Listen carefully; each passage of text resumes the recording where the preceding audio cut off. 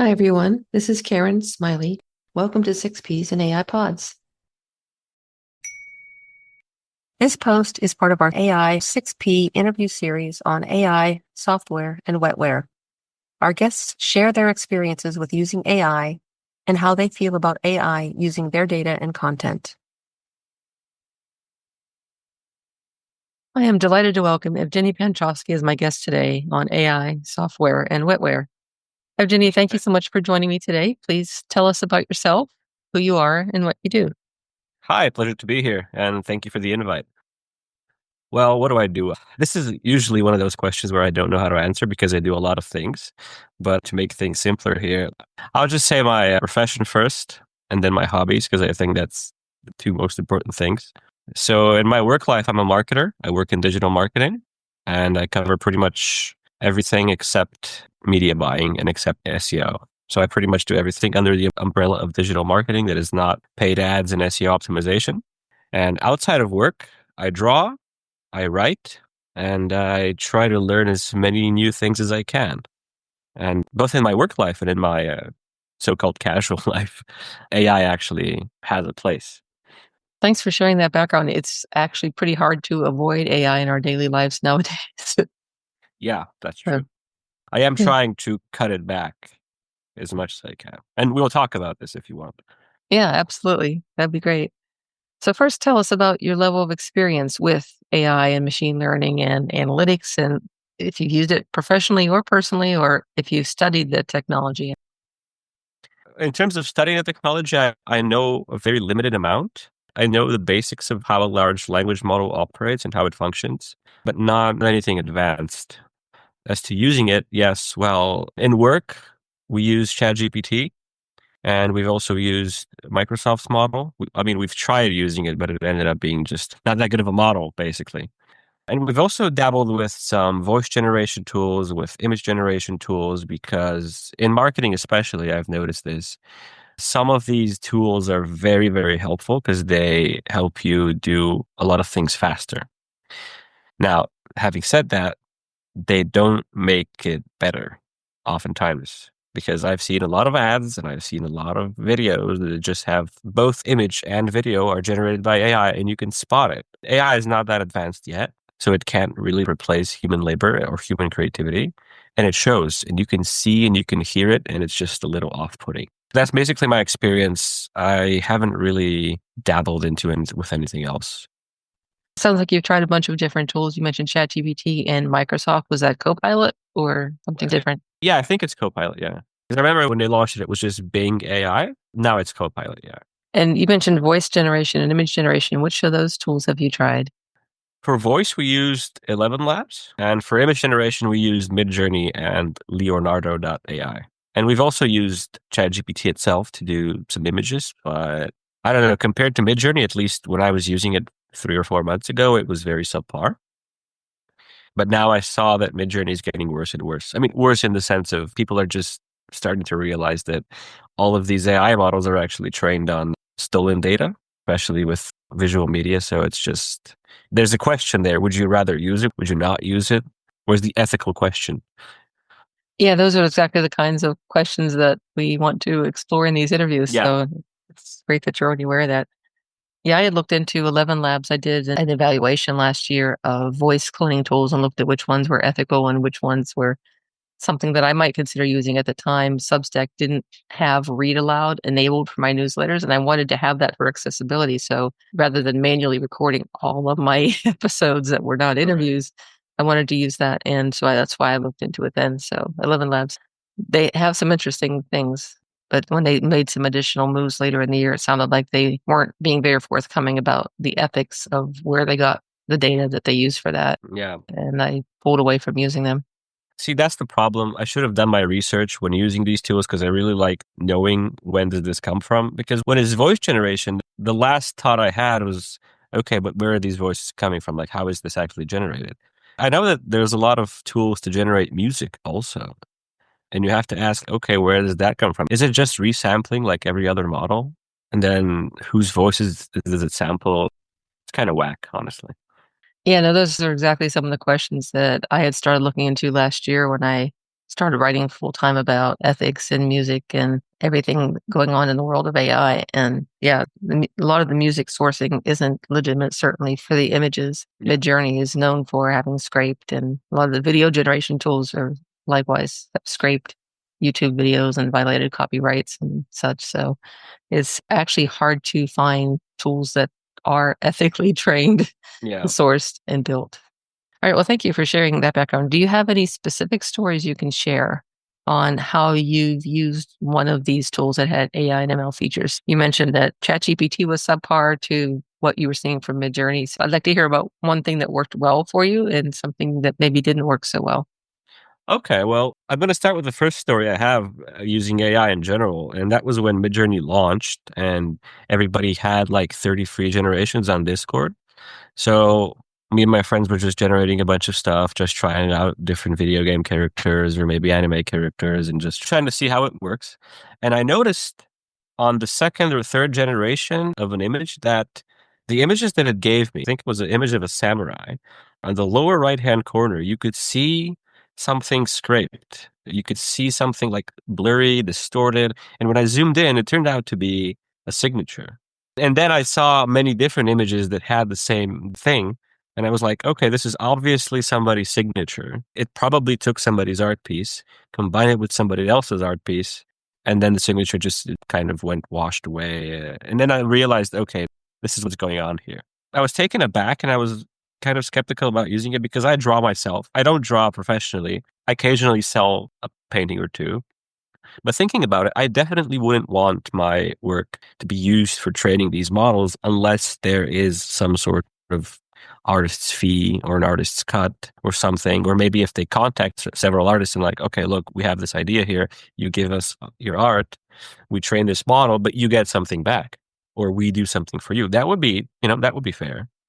But the way it is now and the way it was back then, it's a business first approach, which I very much don't like. Everything is primarily profit driven, which just hurts everybody in the long run. Even if you launch a successful business, even if you make your project successful, is it really successful for a wider group of people or is it not? And I think it's not. Mm-hmm.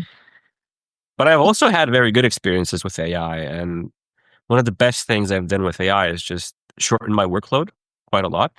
Because there's a lot of things, especially in marketing. Let's say if you're developing a strategy, you want to write everything down very meticulously, very verbose. You want every detail to be scheduled. You want everything to be written down. So what AI does is if you give it, like let's say if you have a brainstorm session and you write a bunch of things down, you can then just give those things to the model and say, look, I need this, this, this, and this. I need you to structure this in a way that is presentable to a client. I need you to structure all of these steps that we need to take, and I need you to expand on them, saying X, Y, and Z. And then it just gives you this beautiful table format thing that you can just present to somebody without having to do the manual work of, writing all this thing down. So that's very helpful. That's actually, I think, one of the main reasons why it's so widely used, especially in our field, because it just cuts down the so-called monkey work to a T. You don't have to deal with it. Or if you want a very short summary of an article, you could just paste that, give me the most important things or give me the things that I need to know in my specific profession to do X task. And it just gives it to you. So that's great. That's actually the primary thing I use it for. I used to write articles as well with ChatGPT, but then I realized that they all sound the same. And I'm sure you can agree with me here because it's just, no matter how you prompt it, it has this weird bias towards certain phrases and words, and it just always uses them. And it just sounds AI. It reads as AI. And it's just annoying to do. And that's annoying to read. Yeah, I'm sure as the tools get better that we'll find that it's harder to casually detect whether something's written by AI. Some people say that it's already not possible. I think mostly I can still tell. Yeah. So I already tend to go, that doesn't sound like it was human written. Yeah, it's very visible, especially if you've used AI and you use AI on a daily basis. You start to spot things. You start to see the pattern. Mm-hmm. For Mm-hmm. example, one of its most widely used phrases in my experience is not only this, but this. So, for example, if you want to talk about social media marketing, it always starts with social media marketing is not only a viable way to reach your clients, but it's also blah, blah, blah, blah, blah. And it uses that all the time. Uh-huh. Very interesting. So you mentioned that you use it for article summaries. How often do you find that those summaries are accurate, or how often have you found that there's something that was put into the summary that wasn't actually in the article. Not as often as you'd think, by the way. I Okay. mean, sometimes it does hallucinate and it does tell you something that was not in the article, but more often than not, it actually summarizes it properly, especially if I'm using the latest model.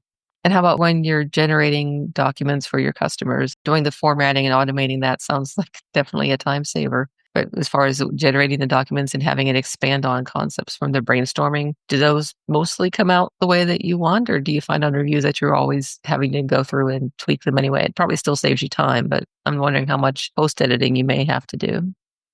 Well, it depends on the quantity of information, I would say. Because if you give it a somewhat shorter task, a somewhat simpler task, it does it quite well and it doesn't hallucinate that often. But if you give it a very complex task or a very information heavy task, it usually tends to kind of get lost in all these concepts. And also, I've noticed that sometimes when I was in university, this is a totally new topic, but still, I just remembered. When I was in university, we had this class where the professor was like, you can use any sources you want. And somebody asked, can we use AI? And he was like, sure, use AI. You can use it to generate your writing. We will go through an AI checker just to make sure. So if you use AI, use it wisely because if you fail the task, then we're going to give you an F. And what I used it for, though, was for research purposes, which turned out to be the biggest mistake I made because I wrote an essay and then I was like, okay, here's the essay. These are my key points. This is the topic. Give me a list of sources because I didn't have any sources at hand. And it just generated a bunch of sources, like 7 or 8 sources, and I wrote them down. And then when I got home, I was like, are these sources actually real? And I looked at what it generated me, and it had made up sources. It had made up scientific papers. It had made up books. It had even made up a video that didn't even exist. So I was like, okay, well, and yeah, I ended up getting an F for that, of course. Wow. Okay. That's really interesting to hear. Could I ask which tool was it and how long ago was that? It was ChatGPT, but I think before 4.0 came out. Okay. But still one of the fairly recent versions. Yeah, yeah. Yeah. Friend, someone I interviewed earlier, she's a book author and she was trying to make a marketing plan for how to market her book and wanted to find a list of podcasts to go on. Yeah. And she did something similar. She asked for a list of recommended podcasts, and out of 10 of them, I think 8 of them didn't exist. Whoa. That's a whopping number, actually. Yeah, that was pretty much a waste of her time. So, Yeah. yeah, That's what I've noticed. When you ask it to research things, it just totally screws up. I yeah. think Gemini is slightly better at that because it has access to Google's API, Mhm. but still, I would never trust it. Yeah, I know a lot of people who tend to use large language models as search engines, but they're really not designed for accurate search results. That's Yeah, not what they're for. Yes, you could use the end of a screwdriver as a hammer, but that's really not going to be the right way to that's not hammer the in a point. nail. Yep. I think the reason why people do that is because it's very easy and it saves them a lot of computing power. What I mean is, let's say, for example, if you want to know something about ice cream and you type in, how do I make this ice cream? ChatGPT gives you a very straightforward answer. You don't have to look through Google. You don't have to look through articles. You don't have to scroll. You don't have to know. You don't have to use your brain, which is a very bad thing, actually, if you think about it. Because once you get used to this, it's always going to be your default option. And then over time, this is, I think, the main problem with AI is you're just going to trust AI to give you the exact answer you need. And the less you use your brain, the more it just, withers away. But yeah, that's probably, I think, one of the reasons why people prefer searching with AI tools, especially Mhm. large language models too, in specific. So you've given some good examples about how you've used or tried AI tools for schoolwork and for your professional work. How about in your personal life? You mentioned drawing and painting. I assume you aren't using AI tools for drawing or painting? No, I don't. How about for writing? You've got a Substack newsletter. Obviously, that's how I found you. Have you used it at all in conjunction with your writing, either for generating images or as an aid for maybe not researching, but for the Well, writing?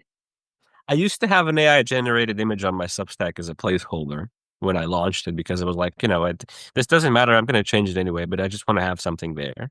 So I used Leonardo to generate me a little wizard. But for writing, no, I tend to avoid it. And I avoid it purposefully because what I'm trying to do with my writing is to be as honest as possible and as raw as possible. So I don't like perfectly curated language. I don't like when people write too well, especially on Substack, because I think it's a platform where you should, have a more honest voice, let's say. At least that's what I'm trying to do. That's my so-called niche, although I don't really think I have a niche. But yeah, that's my Mhm. goal. I don't think AI can help with that. I can try to make it sound like me or make it sound like someone who's not trying that hard and who's brutally honest, but then it ends up just being naive. Like it sounds childish. It sounds like a teenager wrote something. But for research, I don't remember actually having used it for research. So like I said before, when I try to research things, it usually gives me either results that don't exist or it gives me something very vague and just very generic. So it's not as helpful. Mhm. The only thing I've used it for Substack specifically is to proofread.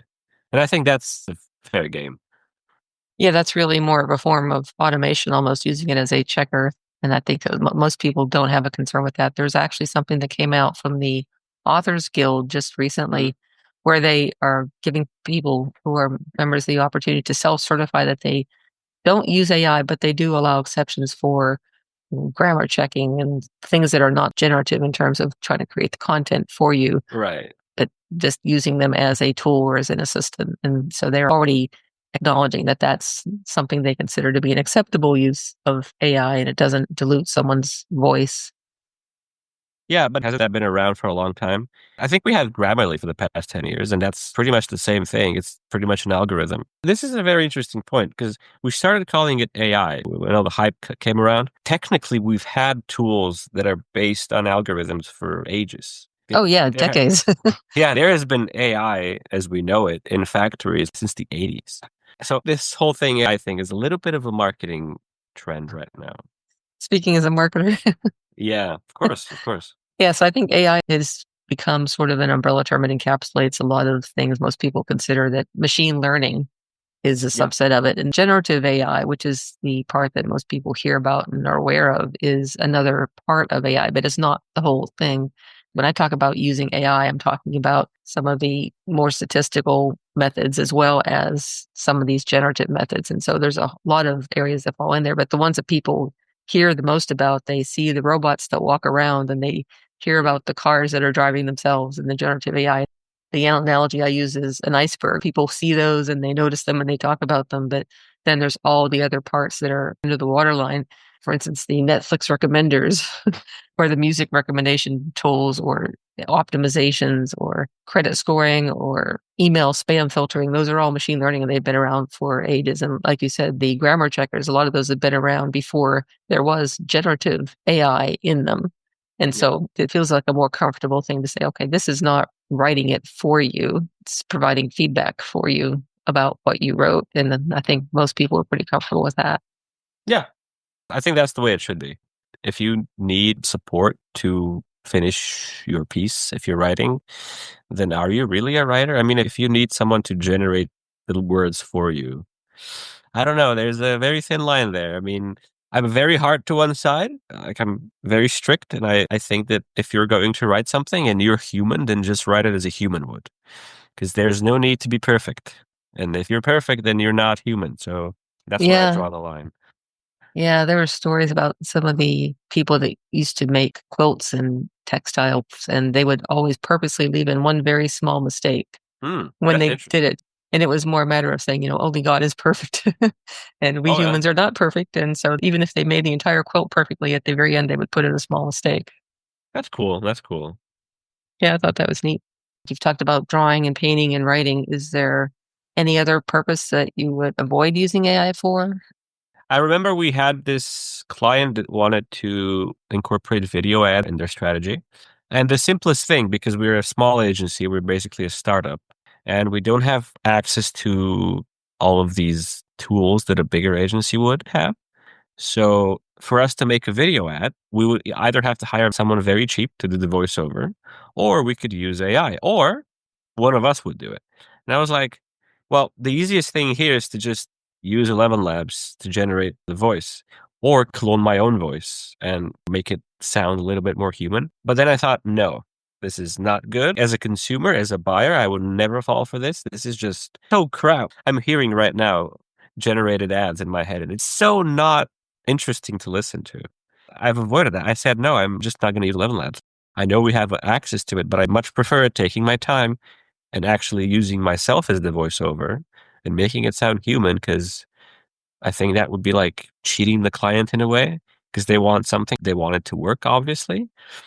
And in my opinion, as a marketer, using AI would just make it work less effectively. So I've avoided using that for voiceovers pretty much ever since then. And I've never actually used it for voiceovers. Mhm. Also, there was this trend of people launching AI-based YouTube channels. I'm sure you've seen them. And it's usually an AI avatar with an AI voice that just tells you how to make money with AI, which is a big topic. Like, holy crap. Like, everybody wants to make money with AI. That's something I've also avoided, because a lot of people are like, why don't you try this? You can just make a site. You know English, you can just record your voice, just clone it. And I was like, that's kind of giving people false hopes, because not everybody can make money from AI just like that. That's the big lie that people buy into a lot of times. Mhm. Yeah, so one thing that you had mentioned earlier, and I definitely wanted to come back to that, is the concern about where these AI machine learning systems get the data and the content that they use for training. A lot of times they are using data that people have put into online systems like Yeah. YouTube, or people have published it online, like in WordPress in a blog or something like that. And companies are not always transparent about how they plan to use our data when we sign up for these services. I wonder if you can talk a little bit more about how you feel about companies using this data and content. You mentioned that as an artist, you wouldn't want your artwork used without compensation or credit, or having the option even to consent Hmm. to whether or not your work is used. And I'd like to hear a little bit more about how you feel about that. Well, this is probably something that shouldn't be said out loud. That's how I feel. But no, like, let's go back to reality. I think it's just expected in a way. A lot of people are shocked by it and they're disgusted by it, and so am I. But you kind of expect it in a way, because how else are they going to get this data? If they don't use public domain data, or if they don't outright steal data, how else are they going to get it? I'm not a US citizen, but as far as I know, if somebody would want to go through the hassle of legally obtaining some information, they would have to go through a lot of hoops.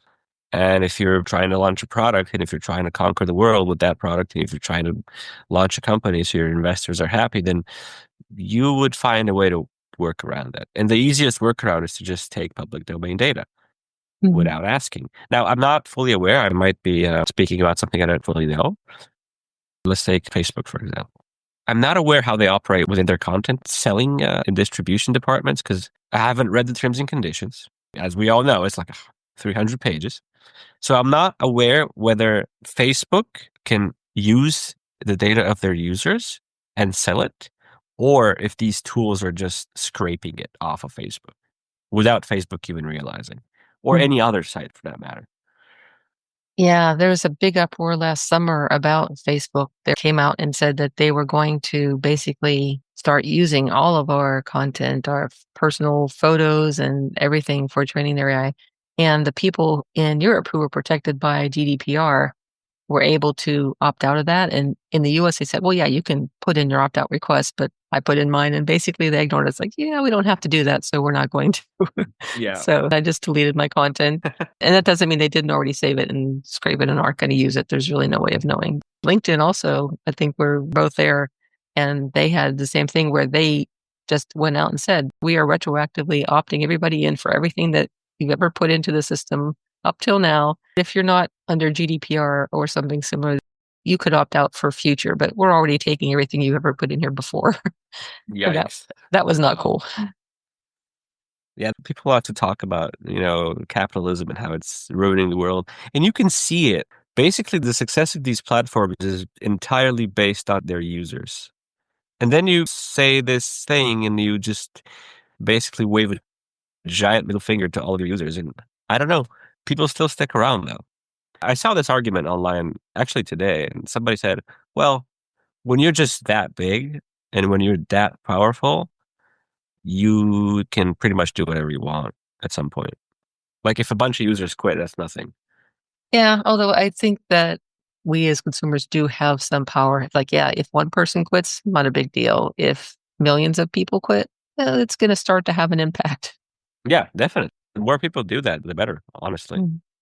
That's why I like Substack, by the way. It seems like a place where you are not under the hateful gaze of some corporate overlord.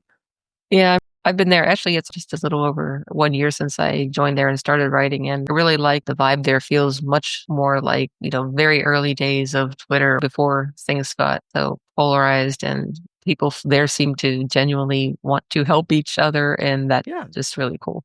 It's a great It's like place the for old, writers. yeah, exactly. I was about to say that. It's like the old blogging days, but with brand new and social media elements, which is Mhm. great. And it's also a great reading experience. I still love that there aren't any ads when I'm trying to read people's articles. Yep. I mean, that That's just that's a really very big deal. Yeah, that just stands out. So that's just a really awesome experience. Plus, I'm meeting people there that I never would have run into on, say, LinkedIn, or Mm. that LinkedIn would never have shown me. So that's really fun. Yep. So I think we've covered most of the standard questions. Oh, yeah. So it's one thing for us to seek out AI tools and use them intentionally. It's also somewhat unavoidable, like as consumers or as members of the public. There is probably data or content about us that has been used with or without our consent. Cases like if you take online tests and the tools are monitoring you, or if you travel and you go through the airports and they use screening and they take your picture and use machine learning to compare it to your ID, which they're doing here now in the US. I'm not sure about in Bulgaria. I actually don't know. I should check that out. That's a good point. There's a lot of situations where just being out and having a driver's license or Yeah. many other things, just shopping at a grocery store or using a credit card, there are so many ways that our data is being used that it's kind of unavoidable. And I'm wondering if you are aware of any cases like that where your data has been used or where you know that it's been used, or if it's ever caused any issues for you. Not really. I pretty much know that my data has been used somewhere, but I don't know where exactly and how exactly. But I think we've kind of got accustomed to it. I'm basically in an ex-communist country, and there's heaps and heaps of documents still laying around in some dusty office downtown from the old days. And that's pretty much data that's still there. They know everything about some people. So I'm not surprised that with the advent of technology and with the rising of these algorithms and these models that there's going to be more of that. And I think a lot of people are concerned globally about their data. I know people that are basically like, they don't want to be filmed, they don't want to be photographed, they don't want any social media presence because they're afraid that their data is being used. But I think it's not that malicious. That's what I'm trying to say. It's not that bad. I mean, so what? They have access to your data. What are they going to do? Pretty much nothing. They're just going to target you with ads. Well, okay. I mean, it's not as dystopian as some people think it is. So that's why I'm kind of okay with that. Yeah, I think for marketing or being marketed to people say, well, I can ignore the ads or I can choose not to buy from the ads. They can sort of live with that because at least it feels like they have some control over that part of it. There's some dangers with, for instance, the voice cloning tools, and especially there are dangers around the way it affects children. So I think there are a lot of concerns about that, about misuse of images or voices to conduct scams, things like that. So I think there are some legitimate concerns about that. The other side of it, I think, and you alluded to this earlier, is the inherent unfairness of basically stealing the work of creative people who are drawers and painters and writers and different professions where their life's work is now being consumed without their consent, without compensating them, and it's harming or even taking away their livelihoods. Musicians, you mentioned, they're also being affected already. Yeah. Yeah. I think, though, however, it's one thing to steal somebody's work to trade in your model. The artist can still make money, technically, but it's just kind of a disrespectful move because I don't know if people are willing to buy AI art because it looks bad. But still, I mean, there is generally a concern for creatives and for the elderly also because there's been a lot of phone scams lately, especially in Bulgaria. And if you can make a voice so believable and you can perfect it and you can send it to a bunch of elderly people, they could believe you. And you could like scam en masse without having to even recruit people to do the calls for you. And that's the concern. That's a concern for sure. Yeah. So, last question. A lot of people distrust these AI and tech companies because of things that we're learning about. So, you're doing well with my data. I don't know if you have that sense of distrust. Like, how much do you feel like you trust these companies? And Is there something that you think they could do that would help to increase or to build up your trust? Well, I would say I have an inherent distrust in every company, actually. Could be a wild saying, but when a business grows this large and it has this amount of capital and this amount of power, I think it's normal to distrust them because it's not normal to be this huge and this impactful without having done anything bad or anything concerning or anything malicious. So there's definitely something going on in there, definitely to somebody's detriment. And that's one of the reasons why I distrust these companies baseline by default. If they wanted to build up my trust, I think they would have to be a lot more honest and a lot more transparent with their customers and to tell them exactly what they're getting into, especially in the tech sector and all these social media companies and all these internet companies, Mhm. exactly what you're getting into by subscribing to them or using them in a very user friendly way. Because basically, with all these long terms and conditions, they're just washing their hands because they know that you're not going to read it. They know that they're going to overpower you with this huge watts of information. Like, whatever, just press subscribe. I just want to watch videos. And that's the problem because when you give them that power over you, then you've lost half the battle. But that's the widespread practice with these companies. They just want to make the barrier to entry as easy as possible. And they do that by making the understanding of what exactly goes on behind the scenes as hard as possible. So you have a little bit of friction where you just go like, oh, whatever. I don't know. What do you think about this? Because I think you've used a lot of these companies a lot more. And after talking with guests and other AI experts, what is the general consensus here? Yeah, I think the one thing I hear from almost everybody is this same interest you've expressed in more transparency, that they should say what they're going to do and then do what they say they will do and don't do things they say they won't do. And it's not just to be more transparent, but in a very proactive way. In other words, like you said, no 300-page terms and conditions on tiny screens. Some of them won't even let you send them to yourself so you can read them on a real Hmm. screen, which Yeah, I yeah, personally find really annoying. Just having them in plain terms and also just to have more granularity in a way like, okay, if I want to opt in to let you use my pictures so that you can tag them for me and show me which ones have my husband in them. That's one thing, but I should have a choice of saying, I only want to use it for that. I don't want you taking these photos and throwing them into your model and using them to train and to generate things for other people. I don't yeah, want his or my pictures used for those purposes. But we don't get that choice. Like if you opt in for pictures, they will use them for whatever they want. And some of them won't even let you. I only want you to have access to these 10 pictures. I don't want you to have access to all the thousands that are on my phone. yeah. And so, That's the other thing. Yeah, choice. Well, I think we lack choice. You can't even block ads, and this is absurd. I think Meta launched something like Meta Verify, where you have to pay a subscription fee per month so that you see no ads, which is like, what? It's just yeah. absurd. It's absurd. But well, that's what you get. And I think, actually, now that you've said this, what these companies can do is just continue the way they are. Because that's going to alienate people over time, and they're going to realize that, well, maybe I don't need this. Mhm. Maybe this doesn't really enrich my life, even if they don't steal my data, even if data theft did not exist. Still, these companies are basically feeding you an agenda. They're basically kind of subversing your thought process. Even on Instagram, you don't see the people you follow. You see the things that the algorithm has curated for you, which is like, well, that's not why I'm using the platform. I want to see what my friends are posting. I want to see this artist and that artist. Why am I getting this thing that got arbitrarily popular? Like, I don't want to see this. And sure, you can go and manually, say, I'm not interested, block this, mute this, but that's just a hassle. I'm there for like 10 minutes a day. I want to be able to use the app as intended, as I want to, whenever I want to, but that's not possible. So do I really need it? Or I can just go outside and, read a book, maybe join a dancing class, or I can maybe talk to my friends over the phone like we used to do before. Oh, who would have thought about that? I keep seeing this trend, especially in my generation and the younger people. Like, we don't really like technology anymore because we grew up with it and we got promised all of these really wonderful things. And as kids, we were like, wow, this is a phone and you can talk to people and you can, play music on it. And then in the span of 15 years, we went from, oh my God, a phone to what the hell is going on? It's so fast, so quick. And I think we're just, we're kind of fed up with it. Mhm. And we kind of prefer going back to analog media and analog devices even. So yeah, I think that's going to keep happening. A lot of people are going to be quitting social media and quitting the internet in general. There will come a point where a lot of the content on the internet will be just AI slop, which would just make no sense. And you're just like, well, Mhm. that's dead. Why would I spend time there? Which I think is good.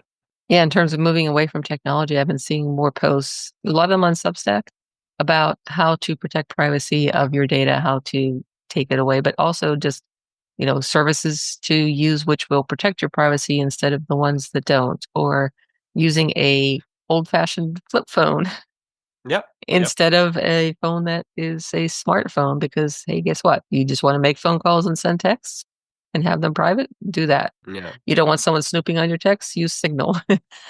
And there's a new photo app I just heard about last week called Photo, Photo, and they are saying that they will not use any of your photo content for training on AI. I messaged the creator and asked him to confirm because it wasn't stated in their AI policy on their website. What is your policy on AI? And he wrote back, said, no, we have to get that page up. They're just starting up, but yeah, they will not use it for any AI training. That's cool.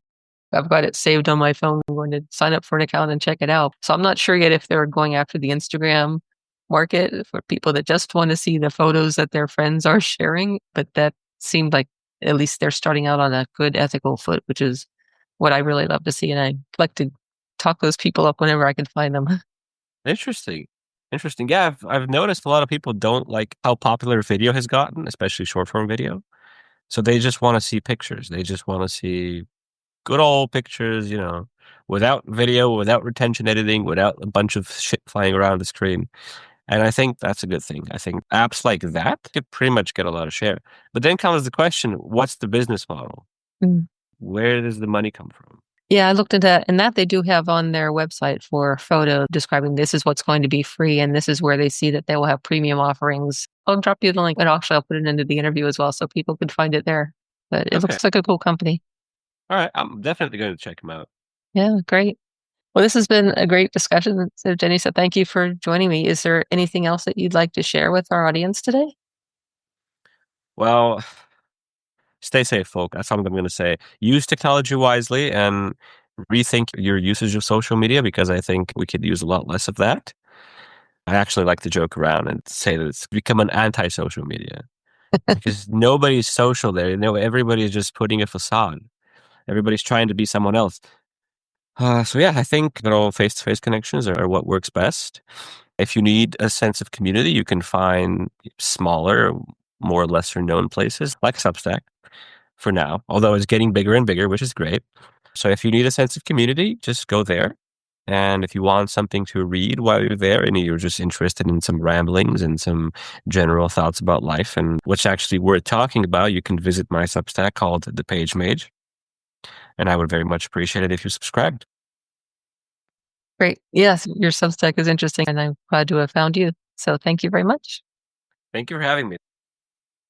About this interview series and newsletter. This post is part of our AI 6P interview series on AI, software, and wetware. It showcases how real people around the world are using their wetware, brains and human intelligence, with AI-based software tools, or are being affected by AI. And we're all being affected by AI nowadays in our daily lives, perhaps more than we realize. For some examples, see post, but I don't use AI. We want to hear from a diverse pool of people worldwide in a variety of roles. If you're interested in being a featured interview guest, anonymous or with credit, please get in touch. 6Ps and AI Pods, AI 6P is a 100% reader-supported publication. All new posts are free to read and listen to. To automatically receive new AI 6P posts and support our work, consider becoming a subscriber. It's free.